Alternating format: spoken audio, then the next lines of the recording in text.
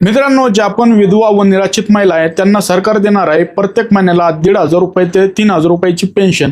आता या योजनेचं नाव काय आहे, या योजनेसाठी अर्ज कसा करायचा आहे, पात्र महिला कोण कोण आहेत, संपूर्ण माहिती मी तुम्हाला पुढे सांगणार आहे। त्या अगोदर या व्हिडिओला लाईक करा, हा व्हिडिओ 5 मित्रांमध्ये शेअर करून या आपल्या इंस्टाग्राम पेजला फॉलो करून ठेवा। मित्रांनो, अर्ज करण्यासाठी काय प्रोसेस आहे लगेच 2 मिनिटांमध्ये मी तुम्हाला सांगणार आहे। मित्रांनो, इथे बघू शकता विधवा आणि निराश्रित महिलांसाठी योजना आहे। सरकार या योजनेअंतर्गत 1,500 रुपये ते 3,000 रुपये पेन्शन प्रत्येक महिला देत असतं। पात्रता म्हणजे मित्रांनो, अर्जदार महिला असावी, पती मृत, दूर किंवा घटस्फोटीस किंवा कदाचित नवरा नसलेली असावी, सोबत कुटुंबाचं जे वार्षिक उत्पन्न आहे प्रत्येक जिल्ह्याच्या प्रमाणात ठराविक असतं आणि काही शहरे आणि राज्यामध्ये जी वयाची अट आहे ती वेगवेगळी असू शकते। आता लागणारे कागदपत्र काय आहे तर आधार कार्ड, बँक खाते, त्याच्यासोबत ते आधारला लिंक पाहिजे, उत्पन्नाचा प्रमाणपत्र, जे पती आहे ते मृत किंवा उद्या असल्याचे जे प्रूफ आहे ते तुमच्याकडे पाहिजे, घटस्फोटीत असल्यावर त्याचं जे घटस्फोटीत सर्टिफिकेट असतं ते लागत असतं, सोबत निवासाचा जो पुरावा असतो तो लागत असतो आणि वयाचा पुरावा मध्ये तुमचा जन्म दाखला, शाळेचा TC आणि आधार कार्ड हे चालत असतं।